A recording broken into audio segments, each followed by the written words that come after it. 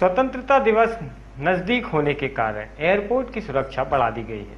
8 अगस्त से देश के अधिकांश घरेलू हवाई अड्डों पर हाई अलर्ट लागू हो जाएगा। राजा भोज एयरपोर्ट पर इसी दिन से विजिटर टिकट काउंटर भी बंद हो जाएगा। एयरपोर्ट अथॉरिटी के महाप्रबंधक राकेश बहारिया के अनुसार 20 अगस्त तक यात्रियों के अलावा किसी को भी लाउंजर में प्रवेश नहीं करने की अनुमति होगी। प्रवेश पास भी बंद होंगे। एयरपोर्ट पर जल्द ही एयरपोर्ट सिक्योरिटी कमेटी की बैठक होगी। इसमें सुरक्षा व्यवस्था की समीक्षा की जाएगी। बैठक में ही अलर्ट लागू करने का प्रस्ताव पास हो सकता है। अगस्त माह में वैसे भी सुरक्षा बलों को विशेष सतर्कता बरतने के निर्देश दिए गए हैं। विजिटर टिकट काउंटर बंद होने से हर यात्रियों को छोड़ने आए परिजन भी लाउंजर में प्रवेश नहीं कर पाएंगे। 8 अगस्त से ही हाजियों की रवानगी शुरू हो जाएगी। माना जा रहा है कि अब परिजनों को एयरपोर्ट परिसर के बाहर ही हाजियों को विदाई देनी होगी। विशेष परिस्थितियों में एयरपोर्ट डायरेक्टर की अनुमति के पास बनाए जाएंगे। बैरागढ़ से सर्च स्टोरी के लिए संजना प्रियानी की रिपोर्ट। अपने एक दिवसीय प्रवास पर बीजेपी के राष्ट्रीय महासचिव वरुण गांधी भोपाल पहुंचे, जहां राजा भोज एयरपोर्ट पर बीजेपी के कई कार्यकर्ताओं द्वारा उनका भव्य स्वागत किया गया। वहीं एयरपोर्ट से सीधे संजय गांधी पैलेस पहुंचे। इसको वर्तमान में श्री श्री मां आनंदमयी आश्रम के नाम से जाना जाता है, जहां लोगों ने उनका स्वागत किया। सर्च स्टोरी के लिए बैरागढ़ से संजना प्रियानी की रिपोर्ट। बैरागढ़ का संत दाराम सभागृह सिंधी व्यंजनों से महक उठा।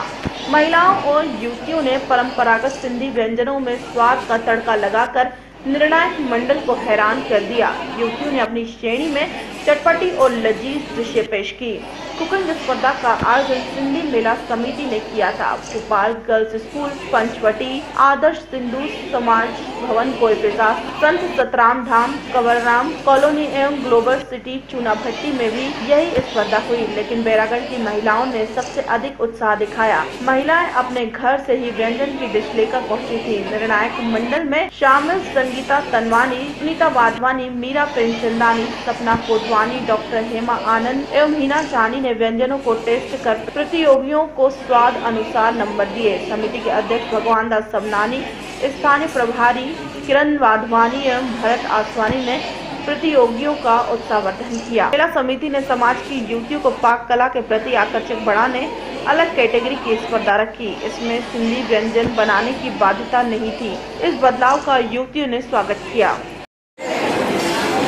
सिंधी मेला समिति द्वारा आज संत नगर में कुकिंग कंपटीशन का आयोजन हुआ है और सिंधी मेला समिति के अध्यक्ष हमारे भाई भगवान दास सबनानी हैं और ये हमारा 9वां वर्ष है। हर वर्ष ये आयोजन होता है। दिनों दिन इसकी बढ़ोतरी हो रही है। पहले जहाँ 20-25 एंट्रीज होती थी, इस बार हमारे यहाँ 121 एंट्रियाँ हुई हैं। अब उसमें 2-4 ड्रॉप होंगी और यह भोपाल के आसपास भोपाल संभाग में 20 के स्थानों पर सिंधी व्यंजनों का कंपटीशन हो रहा है। और इस बार हम लोगों ने जो अनमेरिड लड़कियां हैं उनको भी शामिल किया है। उनको हमने ऐसा बोला है कि आप कुछ भी अपने पसंदीदा आइटम बनाइए और जो हमारी महिलाएं हैं वो महिलाएं सिर्फ सिंधी फूड आइटम ही बनाएंगी। जैसे हमारे सिंधी व्यंजन है ताहिरी पटाटा, डोडो चटनी, कड़ी चावल, दाल चावल और आलू की सब्ज़ी हमारी रस वाली बहुत पसंद रहती है और माजून है, सेवई खीर है और हमारी घी की सब्जी है। हमारी महिलाओं के लिए तो नो लिमिट है। इतनी उम्र की अभी हमारे बीच 75 वर्षीय एक महिला है और मुझे बहुत ही खुशी हो रही है कि इतनी उम्र में भी उसने कंपटीशन में भाग लिया है। बाकी लड़कियां जो है वो 15 से 25 वर्ष तक है, अनमैरिड, वो अपने पसंदीदा आइटम। जजेस आए हुए हैं बाहर से और जजेस वो आइटम के टेस्ट कर रहे हैं जो भी उन्होंने पकवान बनाए हैं। 10 नंबर उनके स्वाद के लिए रखे गए हैं, 10 नंबर उनके प्रेजेंटेशन के रखे गए हैं और 10 नंबर वो अपने घर से जो चीज़ बनाई है उसकी विधि, जिसको हम रेसिपी बोलते हैं, उसके लिए रखे हैं। सिंधी में अगर वो रेसिपी लिखते हैं तो उनको फुल मार्क्स मिल रहे हैं, देवनागरी में तो थोड़े कम, सिंधी में तो थोड़े कम, ऐसे करके ताकि वो सिंधी भाषा को आगे लाएँ और सिंधी व्यंजन जो हमारे घरों से लुप्त हो गए वो भी आए। सर्च स्टोरी के लिए बैरागढ़ से संजना प्रियानी की रिपोर्ट। संतनगर में शासकीय चिकित्सालय में मानसून के चलते मरीजों की संख्या पिछले साल की अपेक्षा इस साल घटी है। प्रतिदिन के आंकड़े देखे जाएं तो प्रतिदिन 700 से 800 मरीज ही मौसमी बीमारी से परेशान होकर जा रहे हैं। वहीं पिछले वर्ष में मानसून से 2.5 लाख की ओपीडी थी, जो इस वर्ष जागरूकता के चलते कम हुई है। वहीं लगातार बारिश और धूप से परेशान लोगों की बीमारियों में 10% का इजाफा हुआ है। प्रतिदिन 800 से 1000 मरीज प्रतिदिन आते हैं ओपीडी में इलाज के लिए। पिछले वर्ष यहाँ पर 2.5 लाख की ओपीडी रही है और अभी मौसम लगातार परिवर्तन होने के कारण कभी बारिश कभी गर्मी के कारण 10% मरीजों की वृद्धि हुई है, जिनमें उल्टी दस्त के मरीज और बुखार के मरीज देखने में आ रहे हैं।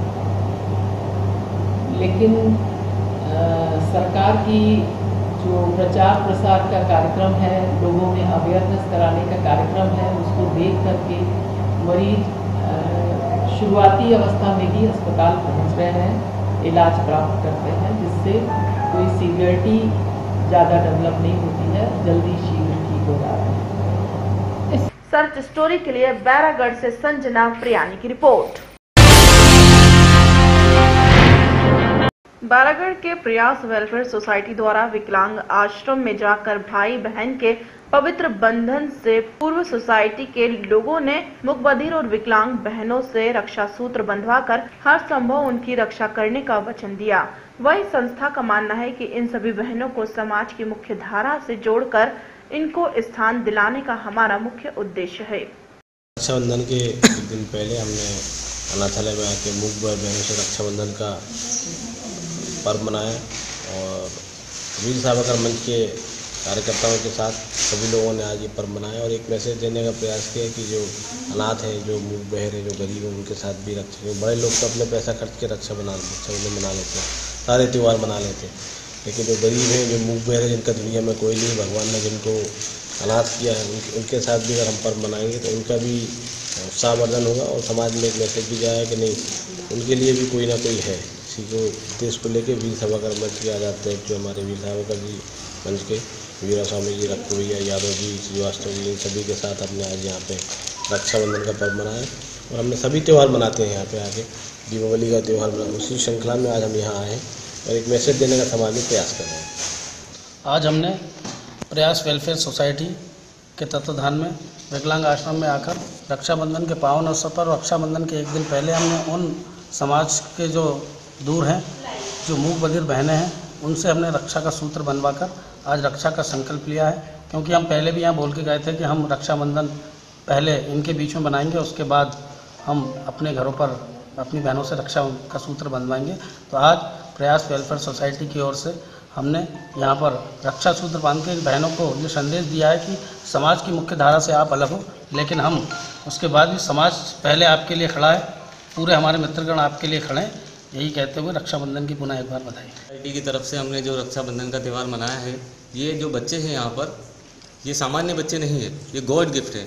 ये हर कहीं पैदा नहीं होते, यहाँ जिसको गॉड या भगवान या अल्लाह चाहता है उसी के घर में ये बच्चे पैदा होते हैं।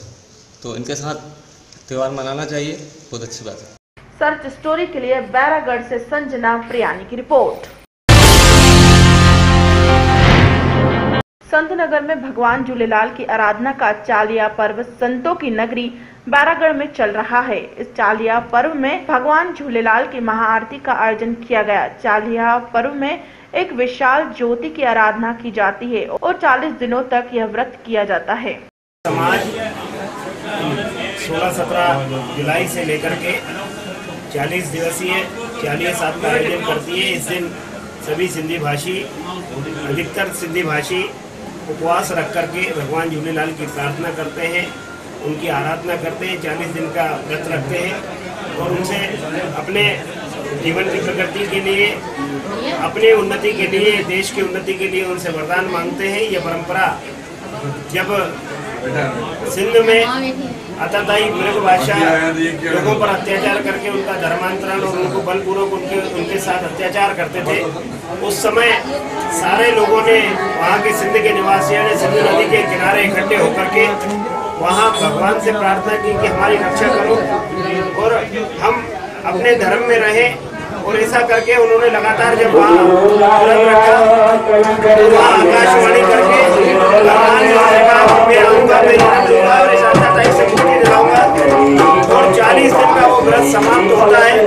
और इसके बाद भगवान ने वहाँ अवतार लिया। आज से लगभग 1060 साल पहले ये घटना हुई। इसके बाद से लेकर के सिंधी समाज में 40 दिन का महत्व होता है, 40 दिन का उपवास होता है। और समग्र स्थान पर जहाँ भी सिंधी भाषी रहते हैं, चाहे हिंदुस्तान में या भारत के बाहर भी, वहाँ भी हम 40 दिन का ये उत्सव होता है। आज संत रताराम नगर में पूज्य पंचायत के अध्यक्ष साबूमल रिजवानी जी के जो प्रतिवर्ष कार्यक्रम करते हैं, आज उन्होंने यह कार्यक्रम रखा, महाआरती का आयोजन करके नगर वासियों को आमंत्रित किया। हम सब ने भगवान से प्रार्थना की है शहर में अच्छी वर्षा हो, सुख आनंद और शांति के साथ शहरवासी निवास कर सके और भगवान झूलेलाल की कृपा हम सब पर पूर्ववत बनी रहे। इसी प्रार्थना को लेकर हम यहाँ सब एकत्रित हुए और सभी के शुभकामनाओं के लिए, सभी की मनोकामनाएं पूरी हो, इसके लिए प्रार्थना भी लगातार पल्लव साहब के रूप में साबूमल जी ने, लक्ष्मी माता जी ने की। हम सभी एक दूसरे को आज के दिन बधाई देते हैं कि हम सारे लोग एकत्रित हुए और 40 दिन पश्चात ये कार्यक्रम एक महोत्सव के रूप में परिवर्तित हो जाता है। पूरे देश के अनेक हिस्सों में बड़े आयोजनों के रूप में संपन्न होगा। चालिया साहब मंदिर की ओर से प्रतिवर्षानुसार इस वर्ष भी महाआरती का भव्य आयोजन किया गया है। चालिया साहब 40 दिन के उपवास में भगवान झूलेलाल की आराधना, हमारे जल देवता की पूजा, ज्योति की पूजा की जाती है। ये कार्यक्रम सिंध में हमारे हिंदू समाज पर अनेक कष्ट हुए थे, अत्याचार हुए थे।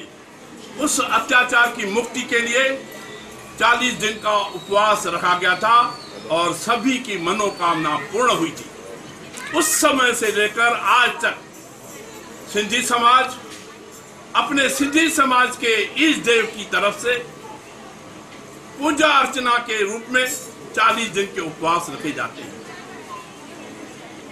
40 दिन का उपवास आज के युग में बहुत ही बड़ी तपस्या है। वास्तव में जो उपवास रखते हैं, हमारे इस 30 वर्ष के समारोह में हमें अनुभव है सबकी मनोकामना पूर्ण होती है और विशेष देश को शक्तिशाली बनाने का, क्योंकि ये प्रेम, एकता और भाईचारे का त्योहार है। इससे जहां भाईचारा बढ़ता है, प्रेम एकता बढ़ती है, तो निश्चित रूप से देश भी शक्तिशाली बनता है। ये कार्यक्रम कितने वर्षों से कर रहे हैं? आज के इस अवसर पर मैं हार्दिक सभी वृत्तधारियों को, श्रद्धालुओं को शुभकामनाएं देता हूं और यह वर्ष हमारे जेपी वासवानी, जशन वासवानी के शताब्दी जन्मदिन होने से सभी संकल्प लेंगे कि हम उनके रास्ते पर चलकर देश को शक्तिशाली बनाएंगे, प्रेम एकता के साथ रहेंगे और क्षमा याचना की हम हृदय में लाएंगे, ताकि जो भी अगर किसी को कष्ट हुआ है, अगर किसी ने कोई गलती की है तो उसे क्षमा करो। क्षमा करने से हृदय बड़ा होता है। इसलिए मैं पुनः आज के इस अवसर पर सभी को, सभी आए हुए सज्जनों को, नगर वासियों को, देशवासियों को हार्दिक शुभकामना देता हूँ। जय हिंद, जय भारत, आयो लाल सभई। सर्च स्टोरी के लिए बैरागढ़ से संजना प्रियानी की रिपोर्ट। संत नगर के कैलाश नगर में गौ उत्थान समिति द्वारा गौ माता की पूजा कर सरकार से गौ माता को राष्ट्र पशु घोषित करने की मांग की गई। साथ ही कारगिल में मारे गए शहीदों को भी गौ रक्षा उत्थान समिति द्वारा याद किया गया एवं एक्रोमेनों को इस कार्यक्रम के माध्यम से सम्मानित भी किया गया। गौ माता की जय, जय जवान जय किसान। आज का जो कार्यक्रम हम लोगों ने आउट किया है वो हमारा मुख्यतः गौ माता को राष्ट्रीय पशु घोषित करने के लिए। साथ ही हमारे जो कारगिल में युद्ध हुआ था 99 में, उसके जो वीर जवान, उनको शहीदों को हमने याद किया और जो हमारे मुख्य जो एक्स सर्विसमैन है उनका हमने सम्मान किया। गाय के लिए जो हमारी जो गाय माता है उसको जो वध के लिए ले जाते हैं उनको आजीवन कारावास होना चाहिए, ऐसा हमारी गौरक्षा समिति ने आह्वान किया है। और जो आसपास के लोग जो गाय को मारते पीटते हैं, तकलीफ देते हैं और जो बोलते हैं कि कसाई को भेज दो, उनको हम लोग लानत करते हैं और हम उनका विरोध करते हैं कि वो उनको पशुओं के साथ ऐसा व्यवहार ना करें। सर्च स्टोरी के लिए बैरागढ़ से संजना प्रियानी की रिपोर्ट। भारतीय जनता युवा मोर्चा के नव नियुक्त जिला अध्यक्ष वीरेंद्र सिंह राजावत पदभार ग्रहण करने के लिए देवास भाजपा कार्यालय जाने के दौरान प्रथम नगर आगमन पर नगर हाट पिपलिया के रातेगांव विधायक आशीष शर्मा के साथ रहे। इस अवसर पर कई जगह कार्यकर्ताओं द्वारा रैली के रूप में जिला अध्यक्ष व विधायक का भव्य स्वागत किया गया व कई जगह तुलादान किया गया। पद के लिए कई जगह कार्यकर्ताओं ने शक्ति प्रदर्शन कर अपनी ताकत दिखाई। इस अवसर पर बड़ी संख्या में कार्यकर्ता उपस्थित रहे। सर्च स्टोरी के लिए हाट पिपलिया देवास से करीम खान की रिपोर्ट। रीवा शहर के विश्वविद्यालय थाना प्रभारी शिव पूजन मिश्रा की गैर मौजूदगी में पुलिस व जेएसआई बलके सिंह करते हैं मनमानी। जेएसआई व पुलिसकर्मी द्वारा नो एंट्री में वाहनों को महज 200 रुपए की रिश्वत लेकर शहर के अंदर प्रवेश करा दिया जाता है। इस सब के लिए पुलिस का सिपाही नियुक्त है, जिसका काम ट्रकों से वसूली कर अपने अधिकारियों को पैसा पहुंचाना है। लेकिन सिपाही को ये पता था कि मीडिया के कैमरे की नजर उसी सिपाही पर है। रिश्वतखोर ने पत्रकार से सब सच्चाई बयान कर दिया। बाद में सिपाही ने जो रिश्वत के पैसे ट्रक चालक से लिया था, उसे पैसा वापस कर चालक को देते मीडिया के कैमरे में हुआ कैद। रिश्वतखोर सिपाही का कहना था कि अधिकारियों के कहने पर प्रवेश दिया जाता है। जब मीडिया ने ट्रक चालक से बात की तो ट्रक चालक का कहना था कि 200 रुपए की रिश्वत लेकर नो एंट्री में वाहनों को शहर के अंदर आने देते हैं और फिर जब वाहन अंदर आ गया तो 40,000 का चालान कर देंगे। यही नहीं 10,000 रुपए हमें भी दो। जब ट्रक चालक ने इस बात का विरोध किया कि अभी आपको तो 200 रुपए दिए थे, सिपाही का कहना था कि वो मेरे लिए था। एसआई साहब को 10,000 रुपए दे के निकल जाओ, नहीं तो 40,000 रुपए भरना होगा। चालक ने कहा कि अब हम आपको पैसा नहीं देंगे। इतना सुनकर जूनियर सब इंस्पेक्टर बलके सिंह ने उसकी बेदम पिटाई कर दी, जिससे चालक के कान का पर्दा फट गया। इस प्रकार दागदार पुलिस वालों की वजह से रीवा की जनता से पुलिस का भरोसा बिल्कुल उठ गया है। जब पुलिस वाले ही रिश्वत लेंगे तो आम विभाग का लेना जायज है। अब हम कहते रहेंगे भाई पुलिस के कौन अधिकार है, वो बात कह रहे हैं काहे जब तक कहें काहू गाड़ी बता में हमें लिख के दे। एसपी साहब से कलेक्टर साहब बात कह रहे हैं कि कौन अधिकार पुलिस को बता में कि माइनिंग के काम करे खातिर। नो एंट्री के अंदर आई तो नो एंट्री अपन काट दे। आइए रवाना देखा काम तो हमारा काम है, उनका कहेंगे बाल के हम कार्रवाई करेंगे और हमारा तो कमाऊ नहीं करेगा। इनके बोल कलेक्टर साहब के पास खड़े हुए गाड़ी वो पलट रही गाड़ी, अब पलट जाए तो पलट जाए, हम हमने नहीं करवाओ देहे जब आप वही पकड़े रहे हैं कल से कार्यवाही नहीं की। राजेश भैया अब ये आवाज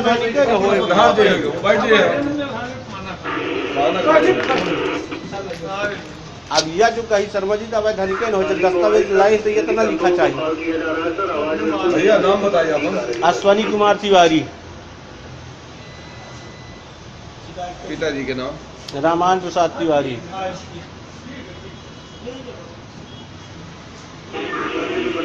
क्या साल के भैया अपना? हाँ 30 साल। 30 साल। निवासी पटारा रीवा डाल दी। वो पटारा वहाँ रहते ना।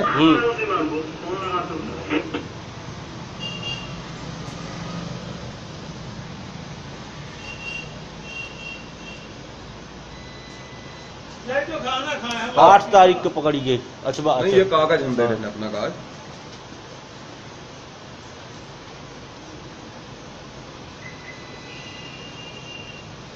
रजिस्ट्रेशन है माँ, ये ओरिजिनल रजिस्ट्रेशन पकड़ी।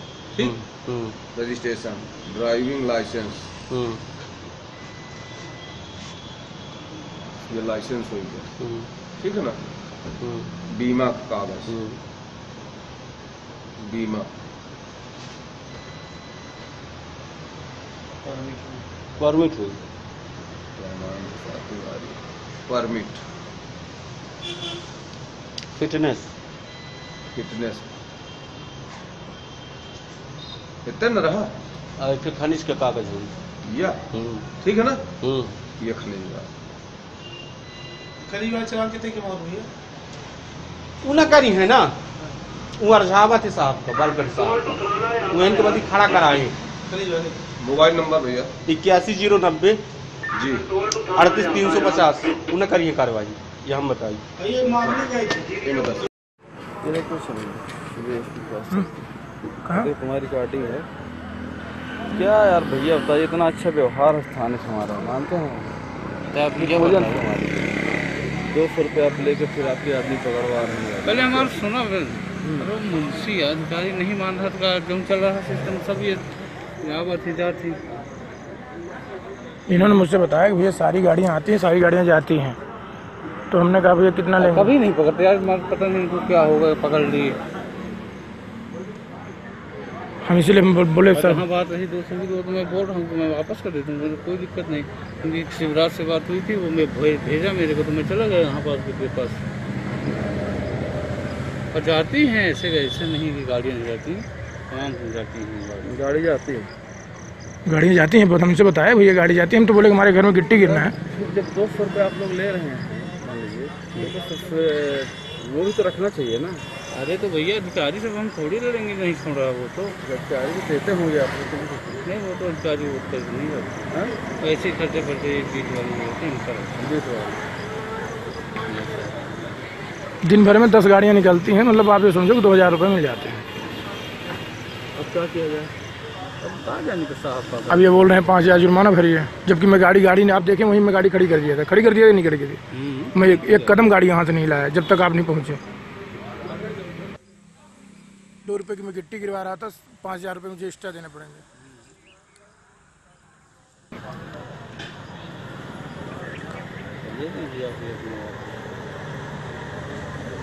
रखे रहिए कहा है अभी जब गाड़ी नहीं है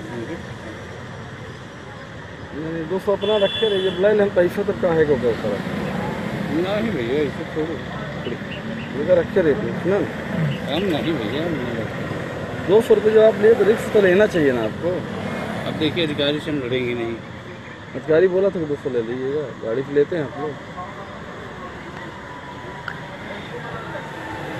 चलिए।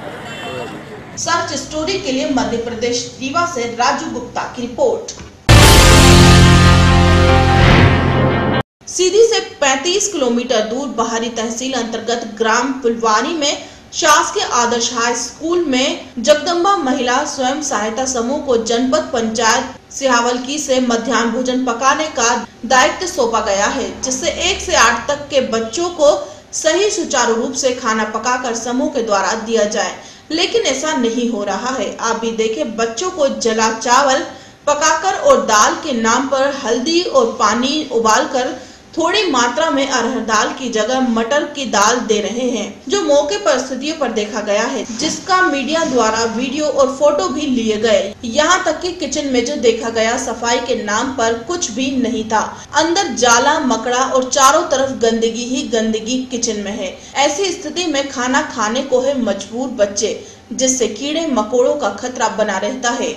साथ में ही बच्चों को जहाँ खाना परोसा जा रहा है वहाँ गंदगी का अंबार लगा हुआ है और बच्चों को बैठने के लिए उचित व्यवस्था भी नहीं है। खुले मैदान में खा रहे बच्चे खाना, कीड़े मकोड़े और जानवरों का डर बना रहता है।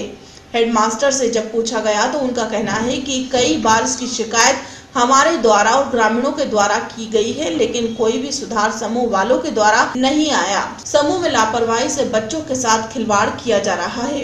ऐसे में बड़ा सवाल यह उठता है कि सरकारी किसी भी विद्यालय में चले जाएं, आपको मेन्यू चार्ट जरूर मिलेगा, लेकिन किसी भी दिन मेन्यू से खाना बनता ही नहीं है। कई ऐसे विद्यालय हैं जहां महीने में कभी कभार भोजन बनता है। ऐसा नहीं है कि आला अधिकारियों को जानकारी नहीं है, कमीशन के खेल में चल रहा मिड डे मील का खेल है। सर ये अभी जो देखा गया किचन से, इसके अंदर इतना कालापन है और कीड़े मकोड़े गिरते होंगे और ये बच्चे सभी लोग इस तरह के भोजन कर रहे हैं, तो आप लोग इसमें कोई टीका टिप्पणी नहीं कर रहे हैं सर? समूहवाद करते हैं सर, फिर करते हैं, इस बार नहीं करते हैं। क्या क्या करते हैं, क्या शिकायत करते हैं, कहाँ शिकायत करते हैं? शिकायत संकुल में बताते हैं। तो संकुल से कोई अब आगे यहाँ जो कुछ हुआ हो नहीं जानते। और यहाँ जो है तो प्रतिदिन वहाँ रह करके और खाने मध्याह्न भोजन बनवाते हैं। रसोइया को पूछ लीजिए, रसोइया वालों से खाते हैं कि नहीं खाते। सच स्टोरी के लिए मध्य प्रदेश सीधी से राजू गुप्ता की रिपोर्ट। दतिया में प्रभातम कंपनी की फ्लाइट का शुभारंभ किया गया। इस अवसर पर मध्य प्रदेश के जनसंपर्क मंत्री नरोत्तम मिश्रा एवं उनके साथ भारतीय जनता पार्टी के अध्यक्ष विक्रम बुंदेला भी उपस्थित रहे एवं नगर पालिका अध्यक्ष और भारतीय जनता पार्टी के कार्यकर्ता उपस्थित रहे। जनसंपर्क मंत्री नरोत्तम मिश्रा ने फ्लाइट के पायलट को माला पहनाकर और मिठाई खिलाकर स्वागत किया। दतिया धार्मिक नगरी है और यहाँ पर बहुत से पर्यटक स्थल सोनागिरी, सनकुआ, पीताम्बरा पीठ, सूर्य मंदिर आदि हैं। फ्लाइट के प्रबंधक के द्वारा बताया गया कि फ्लाइट शनिवार एवं सोमवार को दतिया आएगी। इसके लिए ऑनलाइन बुकिंग उपलब्ध रहेगी। जो दतिया को हवाई सेवा से जोड़ा गया है, मैं उनका आभार व्यक्त करता हूँ। हमारे मुख्यमंत्री जी शिवराज सिंह जी की लगातार कोशिश थी कि हमारा दतिया प्रदेश में नंबर 1 बने। उस दिशा में बढ़ा हुआ ये एक सार्थक कदम है। अभी ये फ्लाइट जैसी मुझे जानकारी दी गई हफ्ते में 2 दिन आएगी और 1 महीने बाद जब दूसरा जहाज आ जाएगा उसके बाद ये प्रतिदिन 1 महीने बाद दतिया आएगी। मैं आपका भी आभार व्यक्त करता हूँ, मुख्यमंत्री जी का भी आभार व्यक्त करता हूँ। दतिया से सर्च स्टोरी के लिए रविंद्र कुशवाहा की रिपोर्ट।